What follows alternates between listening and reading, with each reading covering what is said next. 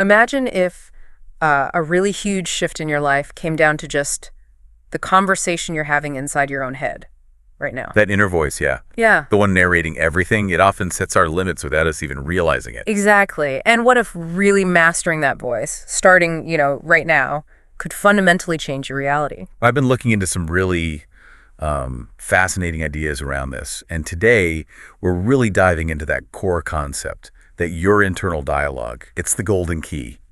So our mission, I guess, for this deep dive is to unpack that. How can consciously shaping our self-talk actually reshape our whole experience of the world? Well, what's really striking is the physical connection. It's not just thoughts floating around. Every single thought creates a tangible biochemical reaction in your body. Tangible. So like real chemical. Absolutely. It's physiological.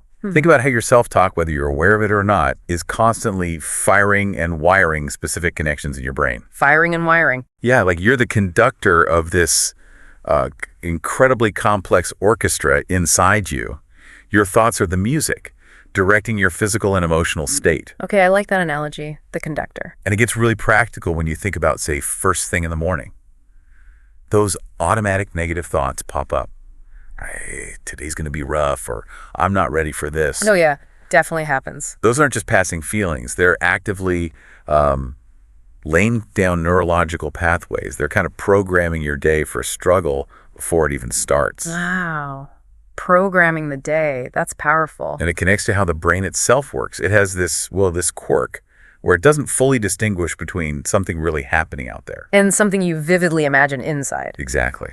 Which has huge implications. If you replay a stressful memory, you're not just thinking about it. Your body kicks off the same stress response. The same chemicals, the same racing heart, just from a thought. Pretty much. Yeah. But here's the flip side, the empowering part. If you vividly imagine success, really feel it like it's already happened, your brain starts laying down the neural pathways as if you've already achieved it. So you're building the brain for success before it even happens. You got it. This isn't just wishful thinking. When you consciously choose different thoughts, you're not just aiming to feel better temporarily, you're actually causing measurable changes in your brain's structure and function. Measurable changes. That's incredible. It's like upgrading your internal hardware just by thinking differently. Sort of, yeah. Or like paving new roads in that brain city analogy. You make the positive roads easier to travel. It's literally building a new mental landscape. Which makes you wonder, how much are we just running on autopilot? A lot, often. Driven by old experiences, conditioning we're not even aware of. We get trapped in this loop, Loop? Tell me more. Your thoughts trigger emotions. Those emotions fuel your behaviors. And those behaviors create experiences. Which then confirm the original thoughts. Oh, wow. Precisely. It's a self-perpetuating cycle. It keeps you stuck. Okay, so how do you break out of that loop? By deliberately interrupting it. You step in and consciously change the self-talk. You take the wheel back from those automatic, often negative narratives. Taking the wheel back. I like that. It feels active. It is. And there's a sequence here, a kind of cascade effect. Change your self-talk, change your brain, change your energy, change your life. Okay, that sequence makes sense. It connects the inner work to the outer results. Yeah, it's all interconnected. Our thoughts aren't just abstract. They have real biological weight. And you see this reflected in big achievements too, right? People who defied the odds. Absolutely. So often, behind those breakthroughs, you find someone whose inner dialogue just refused to accept limitations, even when everything externally screamed impossible. So that self-talk is constantly working, either building walls or breaking them down. Constantly. It's programming you moment by moment for success or for staying put. There's really no neutral gear here. And the sheer number of thoughts is staggering, isn't it? Like tens of thousands a day. Yeah, the estimates are around 60,000 to 70,000 thoughts per day. But here's the kicker. Okay. Around 90% of those thoughts are the same ones you had yesterday. 90%. Wow. No wonder people feel stuck. Exactly. It perfectly illustrates that loop we talked about. If 90% of your thoughts are repeats, then your choices, behaviors, experiences, emotions, they're likely going to be repeats too. You're basically scripting the same day over and over. It's a formula for recreating your current reality, yeah. Which highlights why negative self-talk is so insidious. It's not just harmless words. Right. You mentioned the biochemical reaction. When you're constantly telling yourself, I'm not good enough, I'll probably fail, this is too hard, Your body is listening. It triggers stress chemicals. Like cortisol and adrenaline. Precisely. A negative thought can literally flood your system with stress hormones. Conversely, positive thoughts can give you a boost of things like dopamine. And this isn't just about feeling stressed for a minute, is it? It goes deeper. Much deeper. It can potentially influence how your genes express themselves. Think of genes like a library of blueprints. Okay. Your thoughts and feelings can act like the librarian, deciding which blueprints get pulled off the shelf and used. It affects your immune system, your energy levels. It's a whole body thing. A whole body response to just words in my head. That's kind of mind-blowing. And remember the brain reality distortion.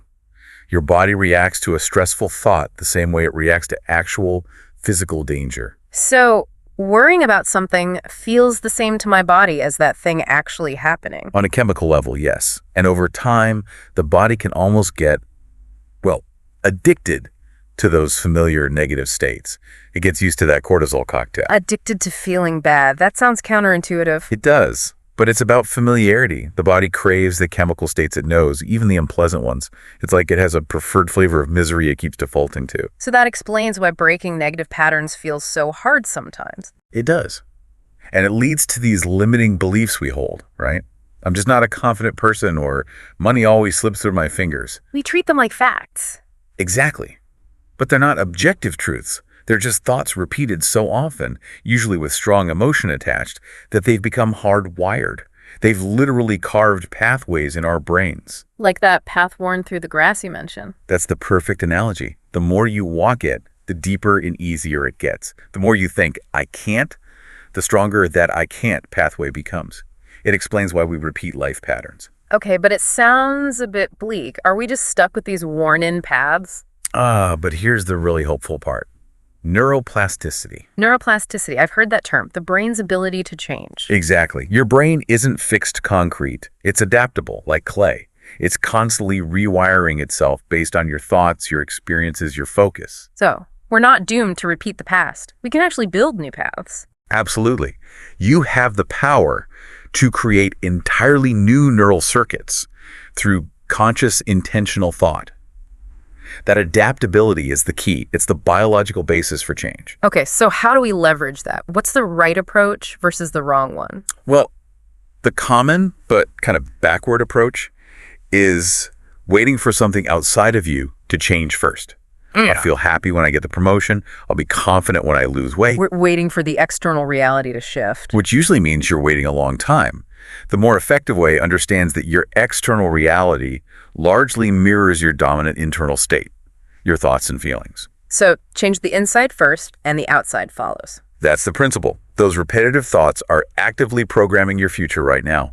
Like we said, no neutral ground. You're either programming progress or stagnation. Which means the absolute first step has to be awareness, doesn't it? You have to notice what you're actually thinking and feeling. Bingo.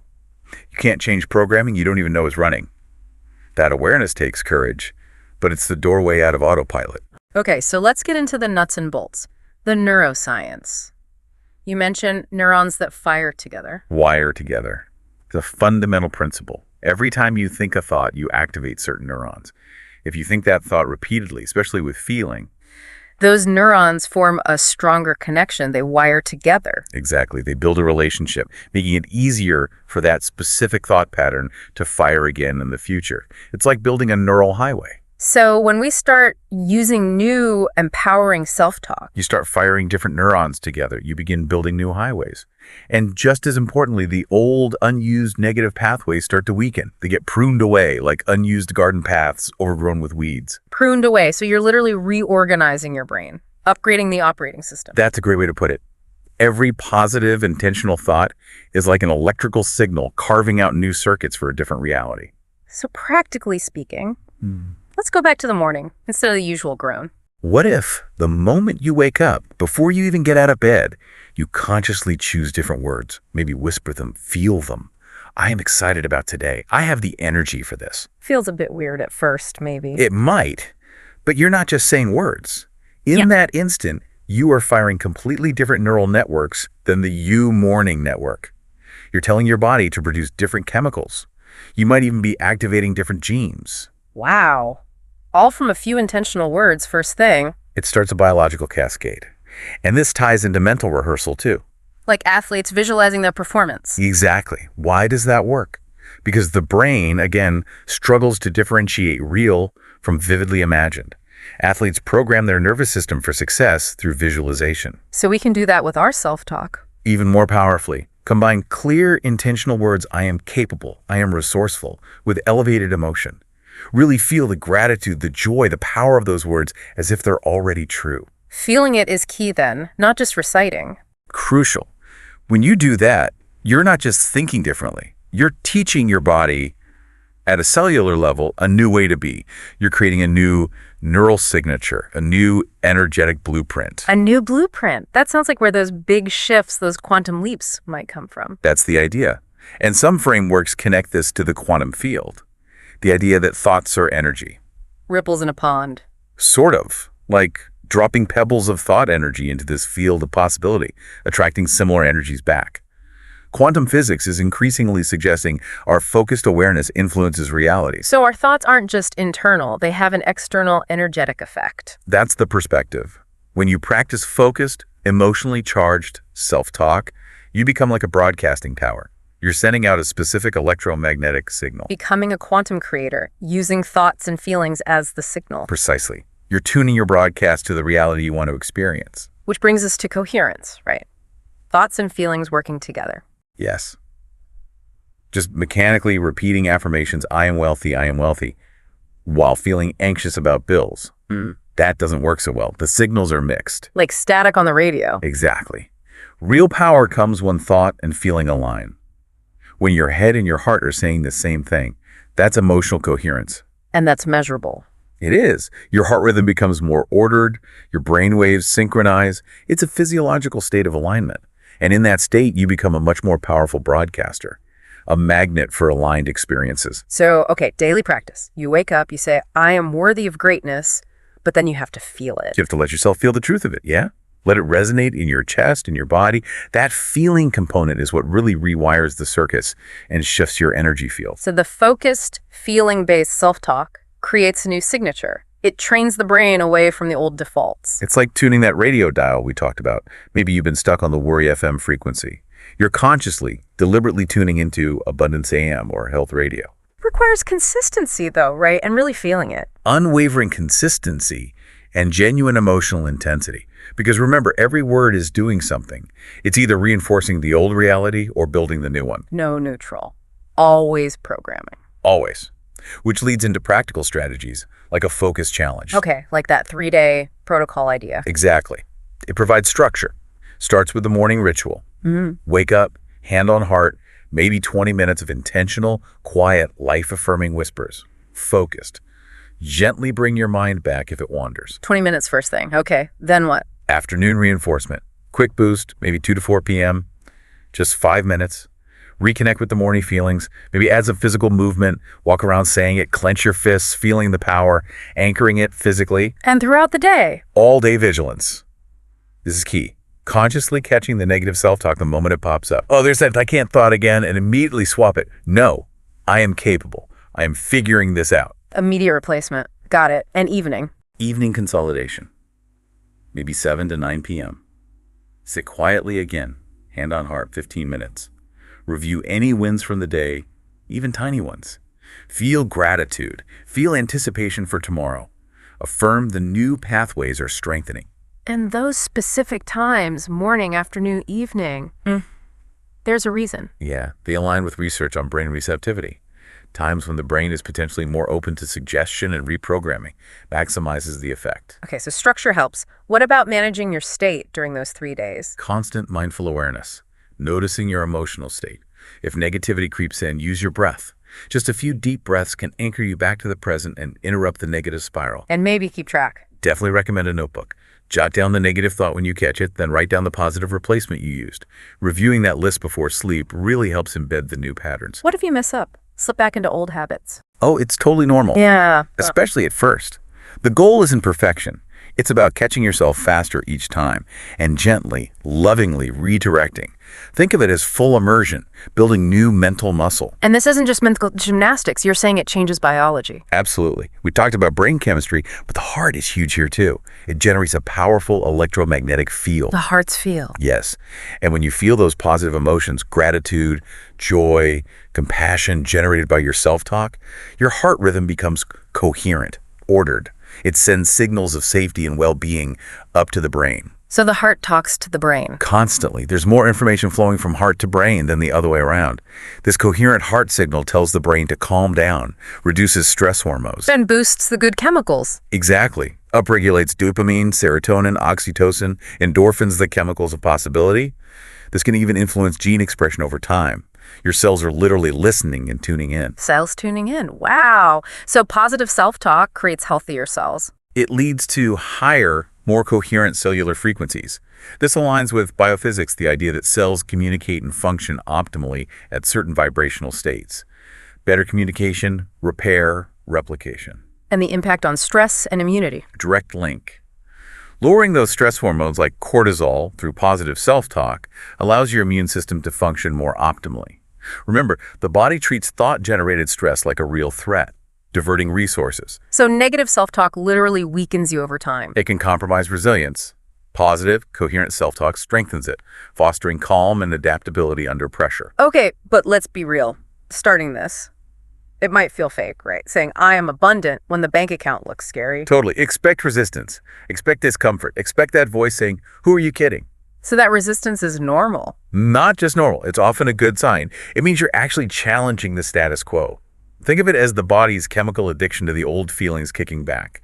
It wants its usual fix of worry or inadequacy. So the discomfort means it's working. It means you're disrupting the old pattern. It's like muscle soreness after starting a new workout. It means you're building something new.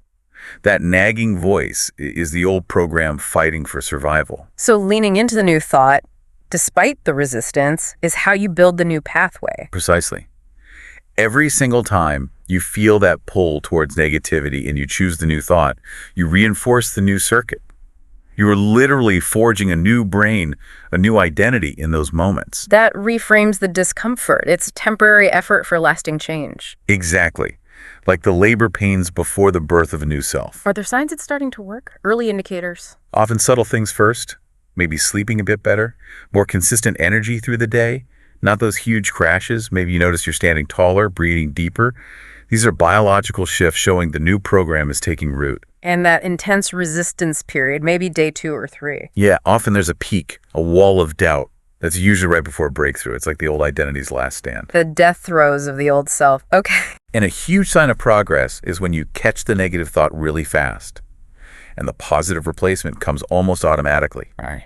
That means the new program is becoming the default. So commitment through the discomfort is non-negotiable. Absolutely fierce commitment.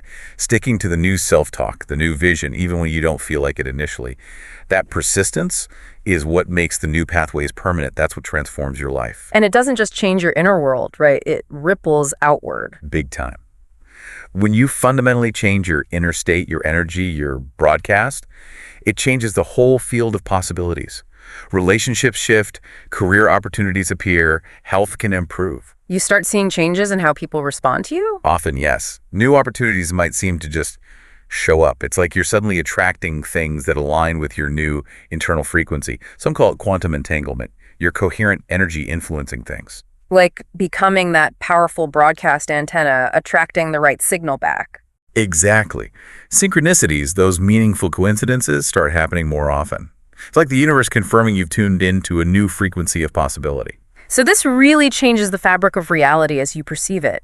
DNA expression, energy fields. You become someone who naturally attracts and experiences things aligned with your new state of being. It becomes effortless over time. And can one person's shift affect others? Definitely. Your transformation can be an energetic catalyst. It's like you create a permission slip for others around you to start their own change. Lasting change spreads person by person. Which means the time to start is now. Right now. Not tomorrow, not next week. Every moment you hesitate, you're just reinforcing the old wiring. The power is always in the present moment. Okay, so the call to action then, for everyone listening, tomorrow morning. the moment you wake up. Before the old thoughts rush in, make the choice. Hand on your heart. Deep breath. Start whispering those powerful, intentional words. Give us a couple of examples to start with. How about, today, I consciously and joyfully step into my new empowered reality. Or, I am open and receptive to all the good unfolding for me today. Feel the words. Let go of the old stuff. Exactly. Feel it. Embody it. Know that the universe, that field of possibility, is ready and waiting to respond to your new energy, your new signal. So the final thought to leave people with. Where could you be just 3 days from now? If you really commit to this, who could you be starting to become? The potential is immense. The power is yours. And the opportunity is right now.